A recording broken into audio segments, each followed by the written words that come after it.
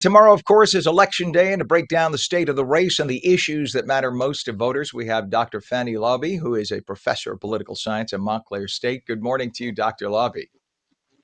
Good morning. Thank you for having me.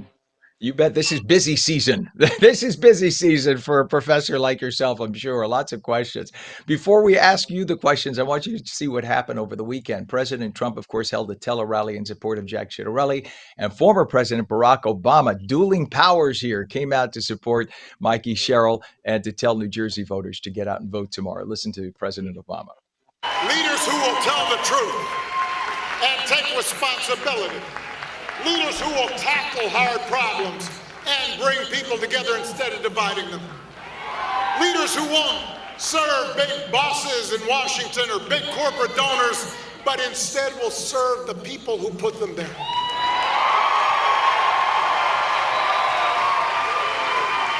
New Jersey, we need leaders like Mikey Sherrill. There are a few people who can speak like Barack Obama. I mean, former President Obama he's just one of the most powerful orators we've ever had in this country, period. I don't care what your politics are. The man gives chills because he's so good. Is that enough to move the independent voter, the voter who is still undecided 24 hours before election day? Do you think that these kinds of rallies will help somebody to decide? Well, I think they definitely help in the sense that they help shore up the legitimacy of a candidate, the viability of a candidate. It helps also give a sense of urgency, perhaps, to the base of each party when they see that the big names in each party comes out in that last weekend. So we know that the state is getting more and more competitive. So we have seen in the past both parties in the past few months really dedicate their resources over the summer. They both spent a lot of money in the New Jersey race. And now we're seeing these endorsements and visits by someone like Barack Obama, for example, or that tele rally you mentioned. So Mhm. they do help shift votes, especially when the race is determined to be pretty close. And so every vote is really going to matter. So you want to make an effort as a candidate. You want to turn out your base, but you also want to turn out those independents. And I think Barack Obama, being of the more traditional wing of the party, being a former president, really helps focus the campaign's attention on those core voters of the Democratic Party, but also those independent voters who may have been on the fence. It's funny, Professor, hearing, and this is true, and I'll go on in detail what I'm about to ask you. We say that Barack Obama represents the more traditional wing of the party. When he ran for president, I was at ABC at the time. He was considered the radical. He was considered the far leftist. It's funny how the parties each, and Trump would have been considered who knows what, because Trump is not conservative on a lot of things. People think he's a conservative.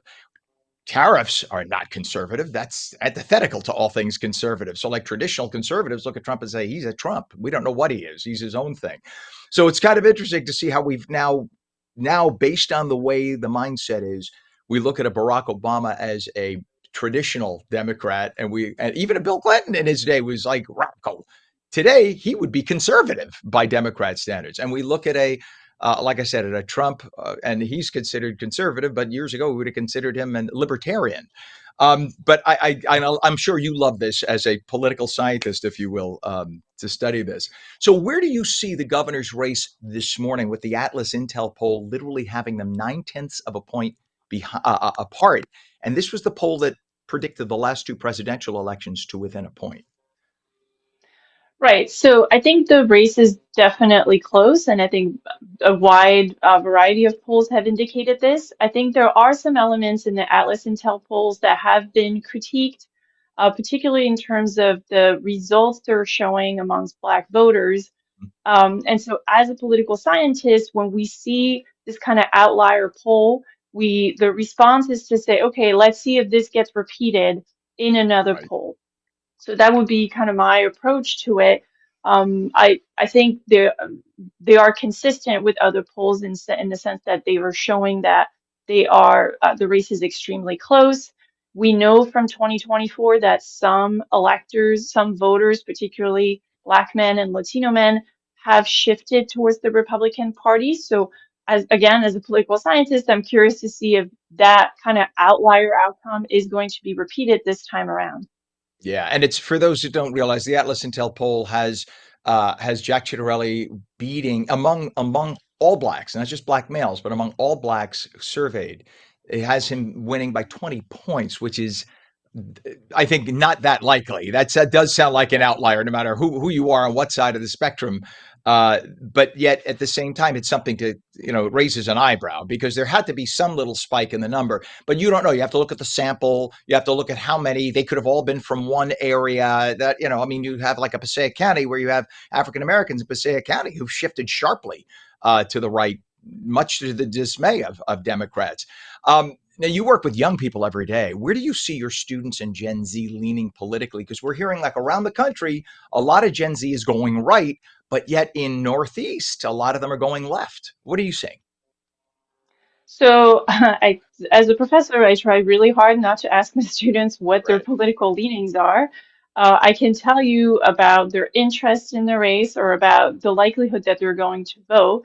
I think the interest in the race is a bit low, to be honest. There is voter fatigue, particularly for that generation.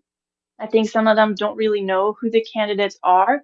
And I think that's partly on, their responsibility to inform themselves. I think also the Right. candidates haven't necessarily reached out to that particular demographic. I think you've nailed it. And I don't mean to cut you short only because we're out of time for the segment, but I think that's it. They need to use that social media more. Dr. Fanny Lauby, professor of political science at Montclair State, thank you so much for coming on this morning. We will be tapping you a lot to get more info in the next few days. We appreciate you so much, Professor. Thank you. For It is having now. me. Thank you.